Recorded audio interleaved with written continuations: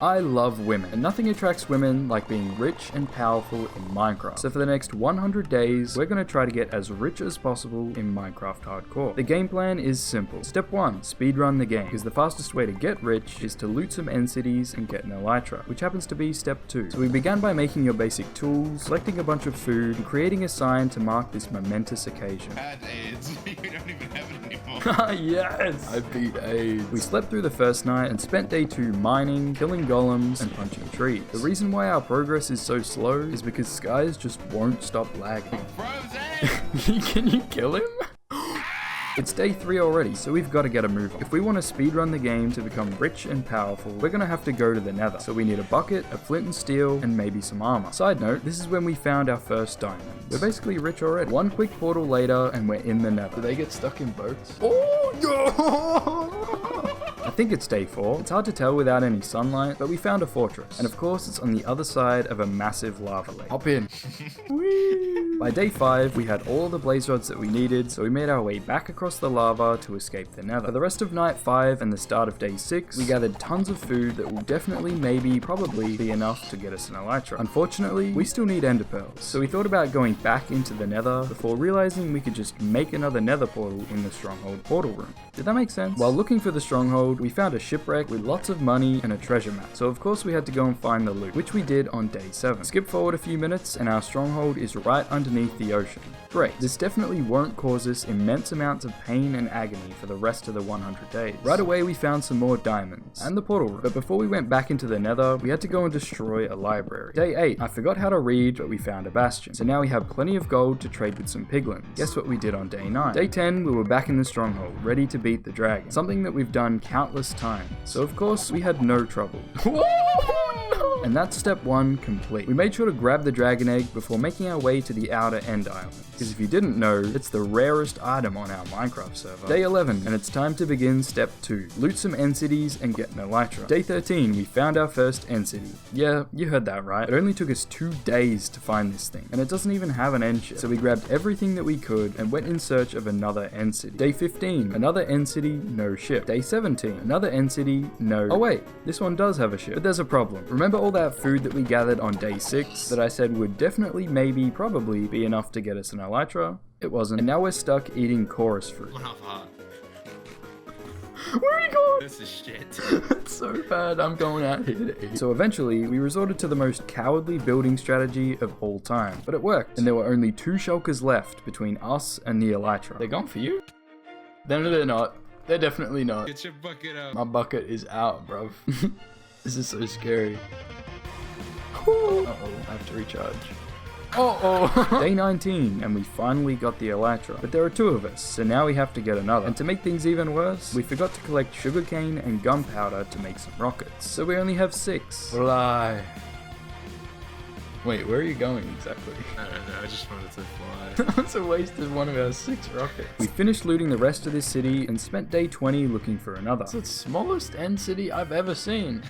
It's 1 pole. We eventually came across a teleporter and thought it'd be better if we went back to the overworld to get a bunch more food and some rockets, because I am so sick of eating chorus fruit. Day 21, we found a few shipwrecks with some medium money and paper for rockets, before we finally made it to some land, about 1,000 blocks away from our stronghold. We spent the rest of the day getting wood, food, sugarcane, anything that we thought might be useful to future us, especially creepers. But when I say we got a lot of food, we got a lot of food. As the sun rose on day 22, we made our way back to the stronghold, quickly cooked our food, and organized our money. Don't worry, we'll get a lot richer than this. Day 23, we were back in the end, but since Skies had an elytra and I didn't, he ran off without me. I managed to find an end city all on my own, with no ship of course, but on day 24, Skies returned with his second elytra. So I guess he's not a complete. Day 25, we finished looting our final end city, and that marks step 2 as complete. It was time to return to the overworld and begin step 3, getting a full set of diamond tools and armor. Lucky for us, we got a ton of diamonds from looting the end cities, so all we had to do was craft it. But what good is diamond armor if it doesn't have max enchants? I think you can guess what step 4 is. Day 26 was spent redesigning our lovely base and preparing to enchant our gear. Bro,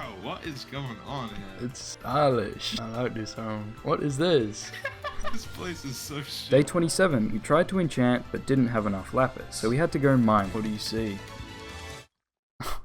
Man, You are crazy. I mostly found diamonds, but somehow Skies returned with multiple stacks of lapis. We enchanted what we could, but our elytra were breaking quick, so we needed mending. And the best way to get mending is through villager trade. So on day 28, we began taking hostages, but not before we robbed them of all their money. Breaking the boat. Villager, go in the...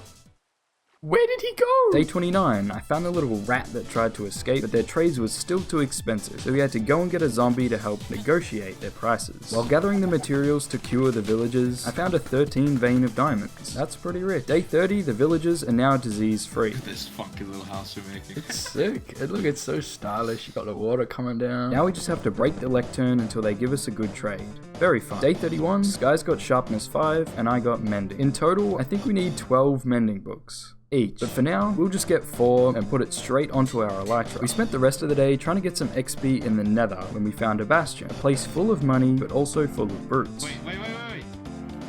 Oh!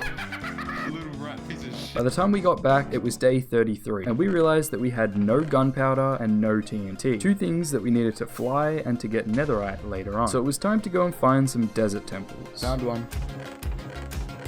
Found another one. It was like 10 gunpowder in that chest. It was 20 in that one. I found another one. Found another one. Temple. What's this? That was I'm on one. Day 35, we got some pretty cool goat horns. Day 36, we made our way back through the nether to return home, giving us 2 pretty cool achievements and some extra XP. On day 37, we bred some men, enchanted some books, and finally put unbreaking on our elytra. But now we're out of levels, so it was time to make an XP farm. Hit you in? Day 38, we started collecting all of the materials that we'll need for an Enderman XP farm. What's going on? I just need to borrow some floor. Could have went outside and done it. No, I just get some colors going in here. Oh, fancy. Day 39, Skies accidentally found a mushroom island while looking for some leaves. I told you living in this ocean was a big mistake. I'm a peasant, I gotta swim.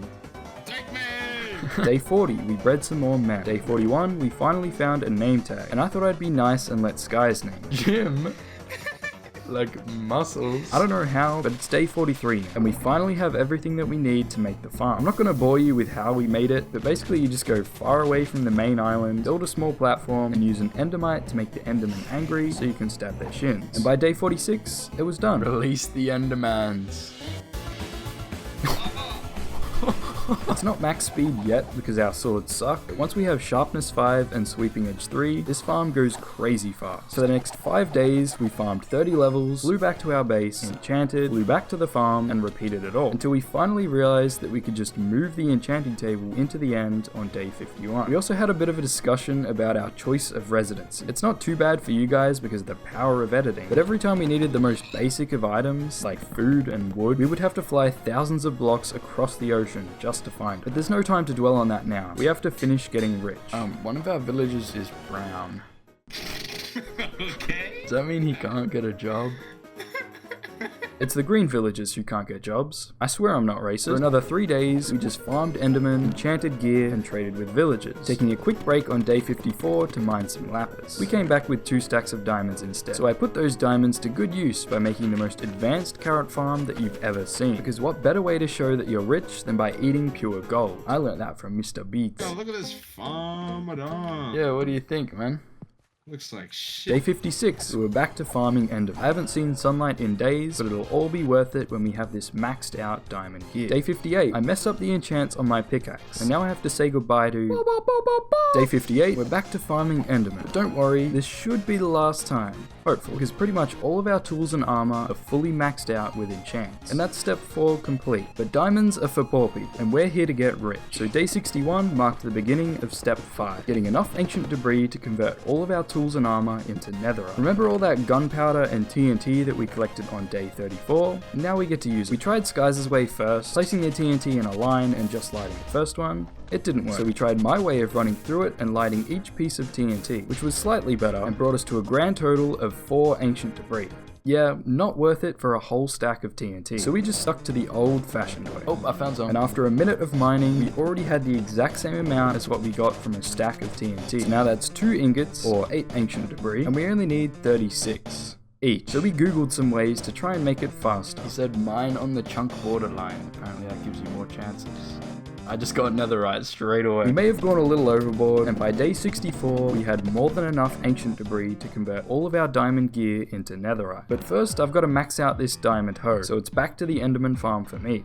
I knew I wasn't done here. Day 65, we realized that we forgot to get mending on everything, so we had to go back to the villagers. But they called me Broken Paw, so I brought a zombie up from the mines to torment them. Now who's Broken Paw? Day 68, we made our final trip to the Enderman XP farm, because once I waste 33 levels for mending on my boots, everything is officially maxed out and I'll never need to enchant ever again. And on day 69, we finally upgraded to full netherite armor and tools. I swear I didn't do that on purpose. And with that, step 5 is complete. Step 6 is to beat the Wither, because nothing says rich and powerful like having a big ass beacon in the middle of your world. We woke up bright and early on day 70 and began preparing for the Wither fight, just to find out that one of our villagers had escaped to the end. This is your home now. Day 71, we went into the nether to kill some Wither skeletons. I don't know what else you were expecting, this is the only way to summon the Wither. It took us almost 2 days to get the 3 heads that we needed, not because they wouldn't drop, but because we couldn't find any damn skeletons. We made it back home by day 73 and had to decide where we were gonna spawn the Wither. Usually there are 3 main places: on the surface, underground, or in the end.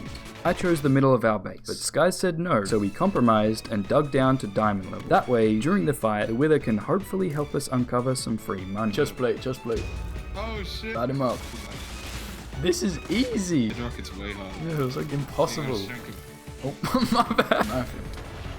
Kind of disappointing. The only reason that we took damage was because I tried to shoot him when he was in melee mode. It's day 74, and now that step 6 is complete, we can begin the final step of this video, making as many overpowered farms as possible to get as rich as we can before the 100 days are over. And what better way to start than with a classic iron farm? But first, I think it's about time that we move out of this dusty dungeon and find a place to settle down. Day 75, we decided on this funky little jungle island next to a monument, but there's no time to build a house yet. We just need to do a bit of deforestation. The next few days were spent gathering the materials that we needed for the iron farm. Again, I'm not going to bore you with how we built it, but basically you put some villagers in the sky, bring a zombie near them, then the iron golems spawn in to protect their children, get pushed into this hole and burned to death. Not very humane, but look at all this iron we've got. It's now day 86. Not gonna lie, it took us way too long to build this thing, moving the villagers across the ocean, Sky's committing murder, moving more villagers, and we needed another name tag, which are never easy to find. Name him Balaquishwa. Your horrible spell. It's lowercase, bro. I didn't put a capital. Day 87. Our days are running out, but our pockets are full of riches. We had to make a decision on one final farm to make, because knowing us, we wouldn't get 2 done by the time it was day 100. So we settled on a raid farm for a few reasons: emeralds, gunpowder, and totem. An item that should not exist, but with the amount of times that Skies hits me, I'm gonna need it. The next 2 days were spent gathering the materials that we needed for the raid farm. And on day 90, we finally began the build. You're supposed to build these things near a pillager base, so I took a bit of a gamble building it all the way out here, but it still works. You just have to fly back to the pillager base every time before you start. So once you've got the bad omen effects, you come into this village and fly up the magic water elevator. The raid will then spawn all the mobs in this tiny glass box, burning the ravagers and moving the rest of the mobs down here, where Skies and I will be waiting to rob them of all their money. Pretty cool, but now it's already day 94. The only reason these builds take us so long is because I have to babysit this little rat, and I also had to wait half a day for this lava to flow down from the top of the world. But it works really well, and now we finally have totems. The only problem is there's no storage room, so we had to design our own. Why are they all single? Because it's funny. Day 96, we returned to our base with the iron farm, but someone forgot they had the bad omen effect, and now we have to deal with a bunch of men. Uh-oh, I'm so sorry. I'm so sorry. Oh. There are 3 days left for us to rob as much money as we can. Not quite enough time to be building any new farms, so the ones that we have now will have to be enough. Day 97, we went to loot some end cities, because they got a lot of diamonds and we love Dragonhead. Day 98, we did some house cleaning, cooked a bunch of iron, and decided to go mine for some more diamonds. And on day 99, we returned to the surface to collect as much loot as we could from our farm. But now it's day 100, so that means no more getting rich. All we've got to do now is organize everything into one neat pile so we can see how rich we truly are. It's kind of hard to show it all at once because you can't actually see any of the enchants on the tools and armor, but I think you get the point. 100 days of Minecraft hardcore, and this is how rich we got. Subscribe.